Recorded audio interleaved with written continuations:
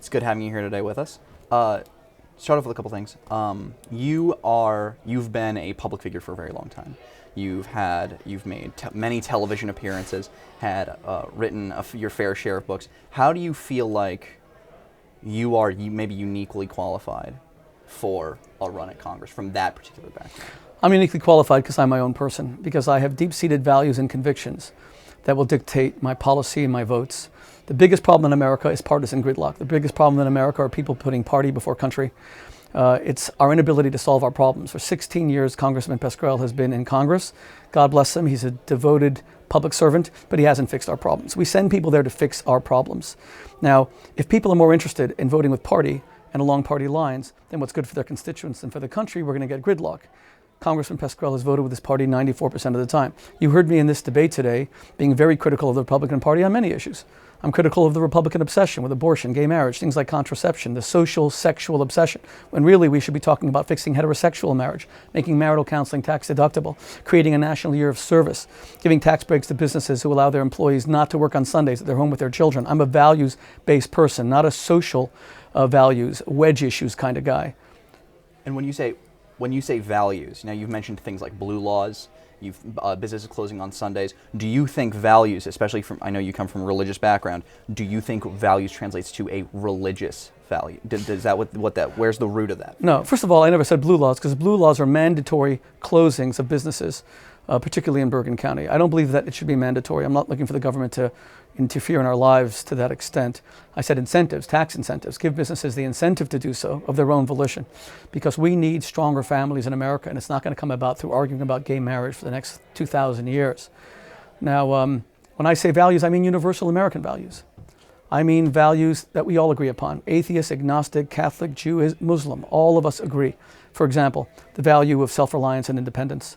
That's how we raise our children. No one gives their kids stuff, tons and tons of stuff, and says, enjoy it. On the contrary, we make our kids earn things. That's one important American value, which leads to the idea of dignity, that every person has infinite dignity. And infinite dignity comes from liberty, self-reliance, to the value of hard work, believing that each of us has a contribution to make. Each of us can enrich the culture, enrich society by offering something essential. All of those things are universal values that transcend culture, they transcend ethnicity, they transcend religion, and I want to bring those values back to America. But how does values, you speak about, one thing you say on the counterbalance is you've used the word entitlement. We've become a nation that is used to or accustomed to entitlement. How does that come from policy? Oh, well, I mean, we're becoming a society that is an entitlement adult society. I think that all of us, every single one of us, you, me, every person in this room, Republican, Democrat, we're all getting used to stuff, all this stuff that we get, and then we get very upset when it's taken away. Look at what's happening in places like Greece, where they're not rioting against the monstrosity in Syria, Arab children being shot. They're not rioting against the genocide in Darfur. They're rioting because the retirement age is going to go up. That's the kind of violence we see when people's entitlements are even threatened. Now, I go back to the vision of John F. Kennedy. Ask not what your country can do for you, ask what you can do for your country. I think we all have to recapture some of that spirit a little bit more, because it's the only way we're going to fix our problems. It's greater selflessness, greater altruism, greater dedication to the public good. The United States must take care of those who are in need. Of that, there is no question. But nobody wants to be, I've often heard Congressman Pascrell use the expression, the working poor. It's an expression that I would not use, because it makes it sound like they're always going to remain poor. No one wants to be the working poor. They want to move to the middle class. And the middle class maybe wants to be wealthy. There's nothing wrong with that. What's wrong in America is selfish wealth. It's where you don't give charity. It's where you don't share. It's where you're not fair with the taxes you pay, et cetera, et cetera. But the key is that there has to be upward social mobility, people taking advantage of the opportunities, the economic opportunities that America gives. But do you think that things like we've heard talk about trickle-down economics, do you think that those more conservatively fiscal policies have created an incumbency of wealth, a reduction in the upwards mobility that you're talking about? Look, what I would say to that is that we have to take the best ideas from both parties, from liberals and conservatives. Whatever works best is what we have to focus on, not which comes from any particular political ideology. So I believe that what works best is incentivizing people. You know, there are big New York Times bestsellers like Freakonomics that have all this incredible wealth of economic data that demonstrate one great truth, which is people respond to incentives. So if you want some guy who has a lot of money, and now we see like there's a bit of a class warfare going on, The guy has a lot of money. What do you want him to do with that money? Do you want him to hoard it, or do you want him to invest it in businesses that creates jobs? Now, it comes down to what tax policy is going to say. If we raise the taxes on investment income so much that he decides not to invest, then he's not creating jobs. But if we give him the incentive, say, we're happy that you're wealthy, you should create jobs for people, make more money, build a business that will employ 100, 1,000 people. We need jobs in America. It all comes down to jobs. So I don't believe in trickle-down economics, and I don't believe in trickling up debt. I believe in policies that work. And what I think works across the board, universally, from liberal all the way to ultra-conservative, is incentives, financial incentives. But you've talked about partisan gridlock. You've talked about reaching across the aisle. Right now we have possibly what's the most obstructive Republican Congress in history. We now have a historically low rating in terms of passing legislation, and we have just about the most blockage of legislation, including on issues like incentivizing to keep, Obama's proposals of incentivizing people to keep jobs within the country that have been blocked by a Republican Congress. How do you talk about reaching across the aisle? How does that translate for you? What's your role in that? Look, I'm not here to defend a Republican Congress. I'm here to represent me and my visions and my convictions. I will say there are people in the Republican Party who feel maybe that they have to have a strong response to what they see as a very strong assault on more and more spending. A lot of people, I have to tell you, liberals included, are very troubled by the fact that every day $4 billion gets added to the national debt. $4 billion a day. That the United States spends 10 cents of every dollar collected just on interest payments. That's just interest. It's not paying down the principal. That we owe $16 trillion. That every American owes $52,000. A lot of people are troubled. So there's a lot of people in the Republican Congress who are saying, I'm sorry, you know what? No more spending. I mean, we are in crisis mode. It's like, I don't know, a husband and wife sitting down together and seeing a mountain of credit card debts, and let's just go on one more vacation. They have to say, you know what? No. Now, I'm not saying that's right or wrong. I'm simply saying you have to try to see it from their perspective. They may be wrong, but you have to see it from their perspective. There's been such a culture of irresponsibility in Washington that some people are saying, we got to be the adults around here. And if we look a little bit obstructionist, no has got to mean no. Having said that, that is not my position. My position is going to be whatever policies I believe, based on what the experts say, the data says, my values, my convictions say, are going to work best for America. That is how I will vote. We have a no means no Congress, but we have a recent American history that supports the idea that investing in public works projects, public education, public programs has been a reliable creator of growth and economic restoration. So where do you fall on that line, really policy-wise? Well, look, I think the Democratic administrations who've given us more public works have been successful at times, and they've been failures at times, in the same way that the Republicans have been successful in failures. I mean, whatever happened to the belief in a two-party state? Whatever happened to the belief in actually saying some good comes from this party, some good comes from that party? FDR had some great ideas. When I'm an RVing guy, I go with my family around the country. And when I see things like the Blue Ridge Parkway, which was built during the Depression because FDR needed to give people jobs, and what a great idea. I love that parkway till today. It's one of my favorite roads in America. And LBJ, with his Great Society, had some great ideas, like Medicare and Medicaid. But put it in perspective, in 1960, Social Security was 13% of the federal budget. Today it's more than 20%. In 1970, Medicare and Medicaid were 4% of the federal budget. Today it's more than 20%. So these two programs together are almost half the federal budget. Now, did they see it ballooning into that size? Maybe what they saw was, if that happened, the responsible legislators at the time would curb it, would fix it, would adjust it, but that hasn't happened. So Medicare and Medicaid threaten to totally engulf the federal budget. And that means that seniors will not have any coverage. That's not good for America, that's bad for America, it's bad for our seniors.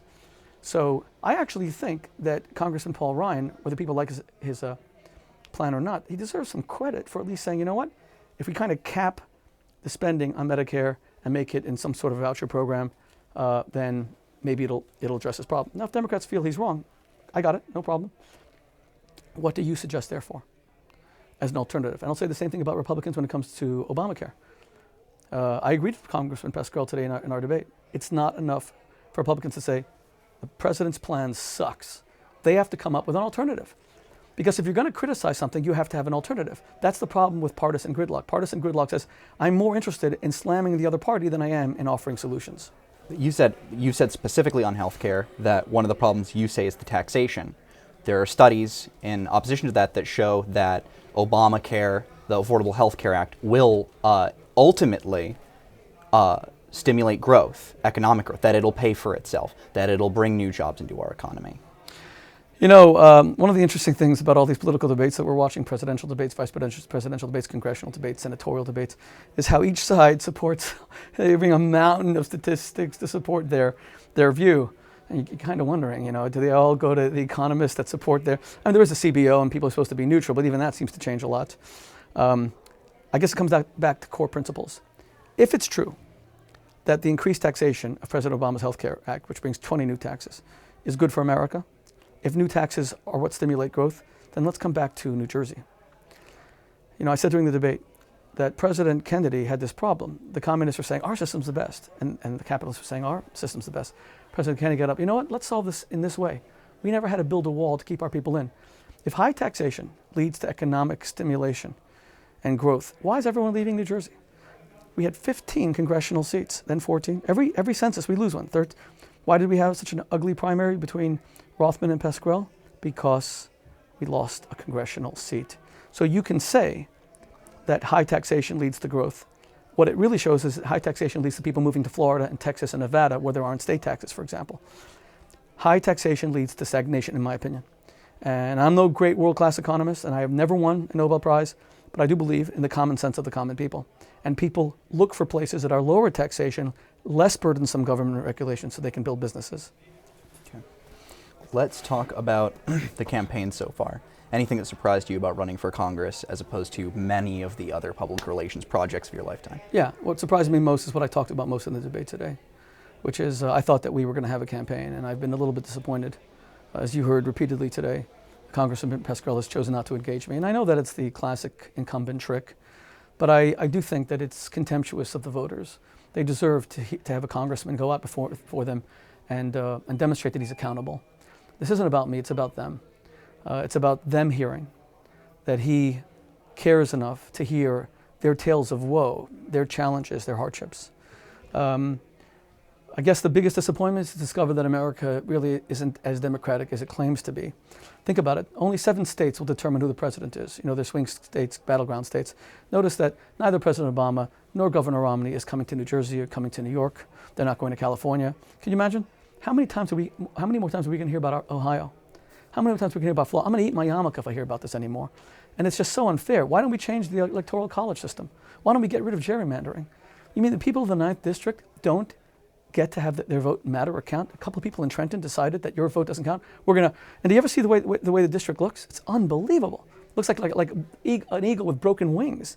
It is gerrymandered to squeeze out every last Democratic vote like a lemon. And you saw it all today. Unbelievable. The whole Democratic machine was here today. They were all here. That's democracy. Democracy is where visions win out, where the voters' vote counts. You know why 50% of Americans don't vote? We always blame them. Let's blame the politicians. Why should you vote if your vote doesn't even matter? And I myself am a resident of the 9th District here. You have said that, but you've gone the extra mile. You've not only said that the politicians in Trenton are to blame for this, but you've tied that to, I believe you said about Congressman Pasquale that he has a contempt for democracy. Yeah. If you don't go out to work for people's vote, if you assume that because there's a D in front of your name, then you're being contemptuous of the voters. There's no question about that. I mean, Congressman Pasquale said on TV twice that I'm running a negative campaign. What's the ultimate form of negativity? The ultimate form of negativity is not where people discuss, disagree. That's the democratic process. That's what happened in this debate. The ultimate form of negativity is where you pretend someone doesn't exist. It took him 2 hours of debate to say my name, and even then he said it wrong. Fair enough. They say that in the media as long as they spell correctly. I hope he knows how to spell it correctly. Is that what the voters deserve? A man who believes he doesn't even have to engage his opponent? I mean, what does he want us to live? China? Russia? With his one party? And I think he said that he hopes you continue to run the campaign that you've run. Well, we're going to run a very vigorous campaign, and Congressman Pasquale saying that is another way of saying that I guess that he'll continue to shirk his responsibilities as a congressman to go out and earn people's vote. You have to earn people's vote. You cannot expect to be crowned a congressman with a D in front of your name. You cannot be expected to be anointed a congressman because this is a Democratic district. You've got to earn people's vote. And he's won so many of these in the past. I mean, he fought tooth and nail in the Democratic primary, and you're proposing that's because... Are you suggesting that the Democratic primary was going to determine the election? It's exactly my point. That's exactly his calculation, so thank you for making that point. Your campaign has released perhaps a series of colorful ads, the Where's Bill ads, etc. Have you found success running that campaign? People love the ads. They've been picked up by the national media repeatedly. They're all over the wires. They're all over websites all over the country, and because it makes a very simple point: where's Bill? Again, you just said he ran such a vigorous primary. What, did he run out of steam? No, he's a very vigorous man. Notice that unlike Congressman Rothman's campaign, who kind of made age an issue, I'm about 30 years younger than Congressman Pascrell. I will never make age an issue. This guy has got enough energy to pull a team of horses. He is a strong man, a vigorous man. God bless him. He's an amazing man. He didn't refuse to campaign because he ran out of steam. He refused to campaign because he thought the election was over after the Democratic primary. And he can't believe, I think, that there's this guy like me that's prepared to run so hard in a district everyone said, it's so hard to win. Why are you running so hard? Take it easy. Get some name recognition. We have run a campaign because that's what the people of the 9th District deserve. We will give the voters what they deserve, whether he likes it or not, whether his people boo me or not. I mean, they stacked the hall today. That's great. These are classical machine political tactics. No one's going to silence me because the people of this district deserve democracy. There is nothing that I value more than democracy. There's nothing more important than democracy. There's nothing more important than freedom and liberty. And I didn't just start saying this when I ran for Congress in the 9th District. I have been saying this my entire life. I've written thousands of articles about it. I was one of the earliest people to agitate for Arab democracy and Arab freedoms. Well, we deserve the same thing here in the 9th District. We deserve a vote. We deserve to hear the candidates. We deserve to have both candidates respect the voters by having these forums. And I have to tell you, to go through a debate for 2 hours and hear my name mentioned, at the first time in the campaign he's mentioned it, even in that interview that you cite, refused to mention my name. These are political games, and the voters deserve better. I want to talk 1 second. You have asked him to repeatedly denounce, and have made it a center point of your campaign, repeatedly asked him to denounce Imam Muhammad Qadnani. I'm having trouble sorting it through, because you've stated that you don't believe there's an anti-Semitic or a bigoted bone in Congressman Pascrell's body. That is absolutely right. So right. what is the heart of the issue? Just what I said in the debate. First of all, let me repeat that. When Congressman Pascrell got up and said anti-Semitic, I can't believe it. Did anyone ever hear me even allude, God forbid, to anything like that?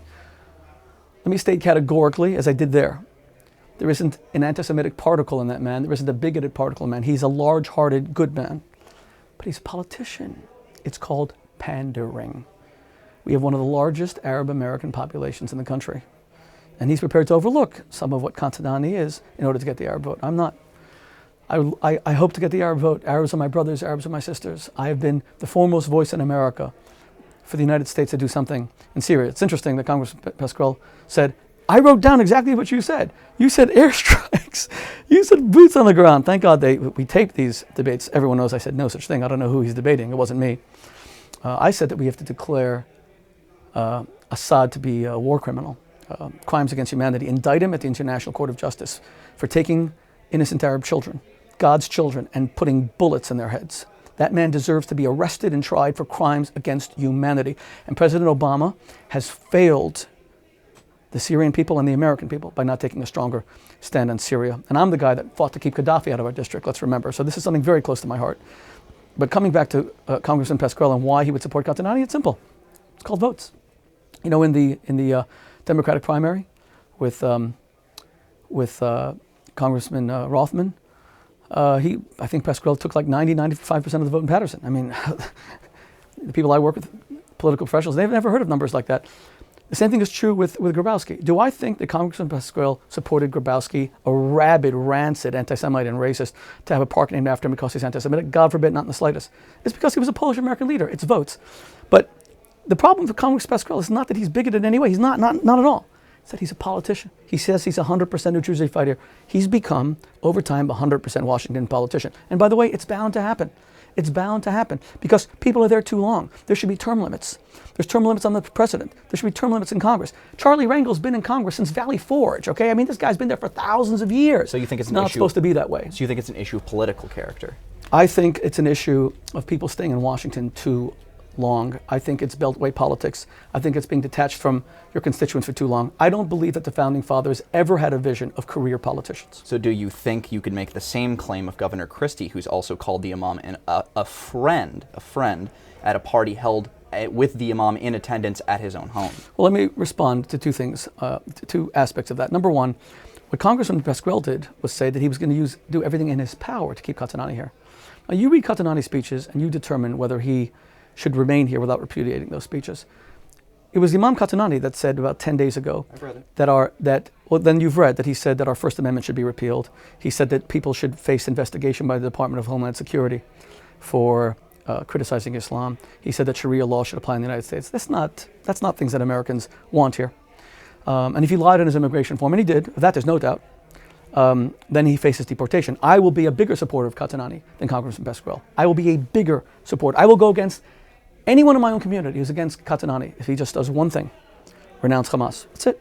Get up and say, Hamas is an abomination to Islam. In the same way, I will say to your camera, Baruch Goldstein, a Jewish terrorist who killed 29 innocent Palestinians, my brothers and sisters, God's children, in a mosque at prayer, is an abomination to Judaism. That's all he has to say. Is that asking a lot? Is it asking a lot for a man of God to renounce an organization who was sworn to the annihilation and extermination of the Jewish people? I don't think it is. Do you think, though, that there's a growing problem of American Islamophobia? And if it's not reaching across the aisle, as you say, maybe politically, the way Pasquale has, dubiously or not, what do you think the solution? What do you think how do we face the problem of worldwide Islamophobia and American Islamophobia? Well, of course, Islamophobia can be a problem because there's a lot of people who are ignorant of what Islam is. And unfortunately, they keep on seeing these atrocities perpetrated in the name of Islam, and there aren't enough mainstream Muslims who condemn it.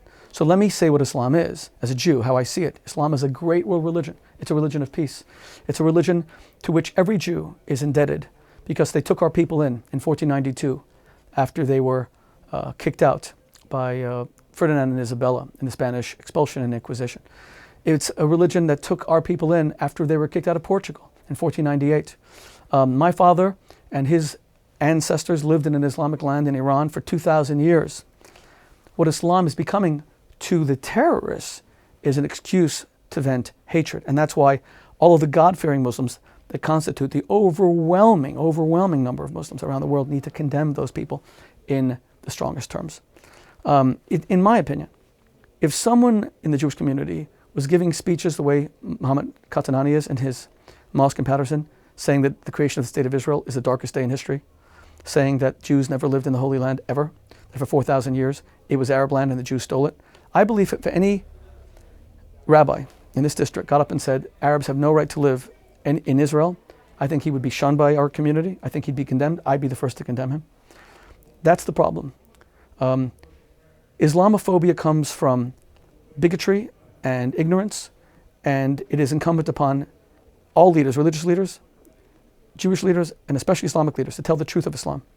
You don't tell the truth of Islam unless you are more vocal than the radicals. It's incumbent upon my Islamic brothers and sisters, especially the imams, God-loving, God-fearing people, God bless them, to be more vocal than the extremists. But the imam faces charges from Israel. Don't those charges, isn't the charge against the imam not that he is an active member of Hamas as somebody who plots terror, but as somebody who is seeking housing for Jordanian students? That's not the interpretation that his crime was given by the Israeli authorities or by the new judges who said that he has to be retried. His retrial is November 24th. But why argue about what happened something in 1993? The real issue is that he was a member of Hamas no matter what, and he lied on his immigration form. So I have a better solution, easier solution. Get up in front of your mosque and say, Hamas, which till today, no one disputes the fact, has a covenant that calls for Israel's annihilation and for the murder of Jews wherever they are to be found. The covenant actually says that trees will call forth and say, tell Muslim behind me is a Jew, come and kill him. That's what their confidence says.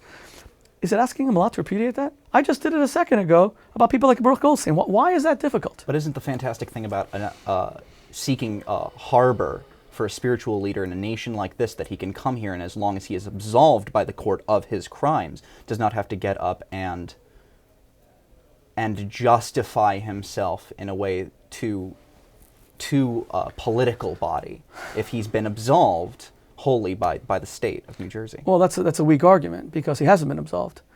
He's going back for trial because a panel of 3 judges overturned the first judge and found a lot of mistakes the first judge made. 3 judges overturned him. So based on your argument, let him go back to trial. Let's see what happens. What I'm saying is I'll help him. What I'm saying is I will be a bigger advocate for him to stay. But for Congressman Pascrell, who is a political figure, he's not a judge, to come along and say, I will do everything in my power, which I assume means congressional power. He said everything in my power, to keep you in this country against judicial dictate, and amidst these inflammatory, incendiary speeches the Imam is giving, is unacceptable. Listen, with all due respect, people have to be a little bit sensitive to the needs of the Jewish community and American citizenry. Hamas is not just another terrorist organization. They are an organization that kills Jews. It's not just rhetoric. They fire rockets that blow people up every day. They slaughter homosexuals throughout Gaza. They kill young women in honor killings, Palestinian women and their families. They are a rancid, poisonous, venomous hate group that is dedicated to the destruction of Israel and the United States. They hate America probably more than they hate Israel. So to say that someone who will not renounce them deserves sanctuary in our country, this country is about freedom, openness, democracy. You're asking us to tolerate the intolerable. That should not be an American position. So, lastly, I'd say, a lot of the campaign has, some of what's come out of your campaign has focused on issues like Pascrell's affiliations, some of his rhetoric. Do you think that these things can be, and I know this is something that you have worked against, in your own party, a distraction from more pressing economic issues? You know, with all due respect, Congressman Pascrell has refused to engage me on the economic issues. He's refused to campaign. Up until today, he refused to meet me. Right after this campaign started, I invited him to my house for Friday night Shabbos dinner. He said he would come, never came. I sent him a campaign donation even, didn't cash the check. I told him I'd go with him to Israel. And then Israel would not even be an issue in the campaign. Never called me back.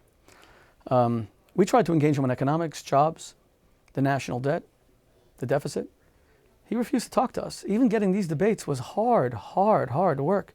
It took a social media campaign of saying that he won't debate us, the Where's Bill series, that finally coerced him into being in these debates. And then you saw that it took him 2 hours to say my name. I mean, is it asking a lot for an opponent to get up and say, welcome, Rabbi Shmuley, it's nice to meet you? Is that asking a lot? I mean, when you say these are distractions, is basic civility asking a lot? And then you blame the victim. That we're forced to get his attention by any means, virtually, as long as it's campaign-related, factual, ethically focused, and has a benefit to the community. We're forced to use these issues to talk about the larger issues as well. But wait a second, I didn't bring up Chester Grabowski. That had nothing to do with me. Chester Grabowski was brought up by Alan Dershowitz. And the campaign against Pascrell and Grabowski was led by the Bergen Record. They're the ones who questioned whether Pascrell was being forthcoming in what he didn't know about Grabowski. It's the Bergen Record, not us. We did one ad on this and we quoted from the Bergen Record. As far as Katanani's been a huge issue in this district for years. And it gets worse because I got to tell you, the Middle East is on fire. And the Middle East is on fire because radicals like the people who killed our ambassador are not being condemned enough by the mainstream. And even in the vice presidential debate, you saw a Vice President Biden kind of contradict his own administration spokesman in front of a congressional hearing and say that the mission in Benghazi didn't ask for added security, when that morning the guy had said in the congressional hearing they did ask for more security. Someone from the State Department acknowledged that there was a cable where they asked for more security. These are all important issues because terrorism is one of the great issues of our time. How could you say that someone like, do the Jewish residents of the 9th District have to put up with somebody who says that Jews have no connection to Israel? That when the Jews pray 3 times a day in this temple, that they have a right to go back to Jerusalem, that they're lying, they were never in Jerusalem? Do we have to put up with a guy who says that King David never existed and the temple never existed and the Jews have no connection, who says that Christians are liars too, because the New Testament is clear, Jesus was a Jew, it says that he lived in Israel. He says all that is a lie. Now, you're telling me I have no right to raise that as a subject for a congressman who says, I'll do everything in my power to keep you here. Why doesn't he do everything in his power to get people jobs? Why is he going to that mosque specifically? And I want to go to the mosque. I want to speak to the imam. I met the imam. I told the imam that I would come to his mosque and speak and be challenged, and I'd come unconditionally. When they said, we don't want you to bring up his immigration status. I said, whatever conditions you lay on me, I will accept. Let me come to your mosque. They won't invite me. Amidst my lifelong connection with the Islamic community. Don't think that Muslims all support Imam Qatanani. Don't think that all Muslims believe in the speeches he's giving. They don't. They don't. But to say that these things are distractions, they're all part of issues that are very important. Those issues did not dominate today's debate, but they were brought up at the debate, and it's important that they be brought up in this debate, because we're trying to create a culture that is not in any way anti-Semitic, racist, that doesn't focus on ethnicity first, but being Americans first. Congressman Pasquale doesn't have a bigoted bone in his body, so he shouldn't hang around these people who make statements that I know the congressman doesn't really agree with. And you shouldn't do it just to get votes. That's my point. It's about politics as usual instead of putting values first. Okay. And lastly, because you bring it up, so recently at the debates it was brought up the issue with ambassadors in Libya and Egypt. Do you fall in line with or support the Romney, more Ryan platform that the Obama administration and its handling of affairs like this have shown American weakness or emboldened the enemy? Look, there's no question in my mind that strength is a deterrence, and that President Obama, I believe, has not gotten it from day one when it comes to foreign policy, and I've been a critic of his well before I ever thought of running for Congress. He didn't get it when he hugged Hugo Chavez within, I think, the first month of his presidency. Hugo Chavez, a man who brutalizes his political opposition, a man that has stolen so much money from the Venezuelan people and takes innocent judges, a lot of them women, who rule against them and locks them in jail without trial. He hugged this man. That shows weakness. Thank God he's come back from that position. He didn't show strength when he didn't immediately condemn Ahmadinejad in the summer of 2009 for mowing people down in the streets of Tehran. There should have been an instant condemnation. You mean America needs 9 days to discover its morality? He didn't show leadership or strength when he should have immediately supported the Arab Spring. I'm one of the voices in the Jewish community that supports the Arab Spring unconditionally. And if it leads to a democratically elected Islamist president of Egypt, so be it, because that's what democracy is. We can't tell people who they should elect, but the United States then also has a right to go back to Egypt and say, well, we absolutely support your right to be democratic elections, but you voted a guy who kind of doesn't like us very much. We need to re-examine whether we should give you $2 billion a year. That's fair. But President Obama's position in Libya has been, and it's a local issue as well, because the Libyan embassy is my immediate next door neighbor, everyone gave the Libyans a pass. I mean, Gaddafi was allowed to come to this country in 2009. By the way, the Bush administration deserves some of the blame for that, because Gaddafi did renounce weapons of mass destruction, so they gave him a total pass instead of giving him only a partial pass. Total pass meant he could come here. He was invited to the G8 summit in the summer of 2009, and then the guy wanted to come and be my next door neighbor. I will point out that because the Libyans are my next door neighbor, I don't know if you're aware of this, that their government refused to lower their flag to half-staff even once in the wake of the murder of our ambassador. So there's a lot that they can do also just to show that they're a little bit more sensitive. But I will say that to have an American ambassador murdered, first time in 30 years, is something that is bone-chilling. I don't think that any of us reacted sufficiently to it. It's bone-chilling, and I think it does bespeak how Americans are looking at how America's enemies are looking at the United States as a depleted superpower, and that they can kind of test us all around the world. I would have thought that people would shake violently before they thought of killing an American ambassador because of the possible repercussions. But to go back, you just brought up the issue of an Arab Spring that empowers its civilians to make its own decisions about its leaders. Nobody's raising questions about that. But then you mentioned... Tons of people are raising questions about that. Tons of people all around the world are questioning the Arab Spring and saying, look where it's leading. A lot of the people... On the contrary, one of the arguments that Russia and China are making in not condemning Assad is they're saying that it's terrorists who are fighting Assad, that the Arab Spring is a bunch of terrorists. Tons of people are questioning it. Tons of people in the Jewish community are questioning it because they're saying that Mubarak was at least a friend of Israel. And even so, I don't care if he's a friend of Israel, he's a dictator slaughtering Arabs. So I'm against him. And even then, you made the point that we should then, based on who they elect, return to the idea of should we or should we not give them aid. Don't you think that sort of holding the sort of Damocles over their head fiscally could have an American influence on Arab elections that could be seen as imperialistic, or at least tipping the balance of developing democracy? That's an interesting argument, but I have to say that they don't need reasons to dislike us. They seem to have found plenty, even though when we're really good. The United States is one of the best things that has ever happened to the Arab world. It's American soldiers who died. It's American families that are grieving for people who died in Baghdad, or who died in Kandahar, to liberate Arabs and Muslims in Afghanistan from tyranny. And I would call upon my Arab brothers and sisters to call upon their leaders to be a bit more grateful, certainly to the American dead. I don't know if the Prime Minister of Iraq is sending letters to the families of American soldiers. I think he should. These people died so that Arabs could be free. You got to know who your real enemy is. The Arab world needs to know who the real enemy is. It's not the United States. It's not Israel. The real enemy is Hamas and Hezbollah and the Taliban, all these radical Islamist organizations that hate women, that despise gays, that hate secularism, they hate pluralism, they hate democracy, they hate freedom of speech, they hate freedom of religion. That is the enemy of the Arabs, not the United States. And I don't think that us giving money or withdrawing money is going to make any difference there. Because the one thing that you can't do with a religious fanatic is buy them off. You're not going to buy these people off with money. That's a contemptuous understanding of them. That you think that anyone thinks that they can be bought off. They cannot be bought off. They can only be resisted with strength if they're not prepared to stop their hatred. So we're talking to the Taliban right now in Afghanistan.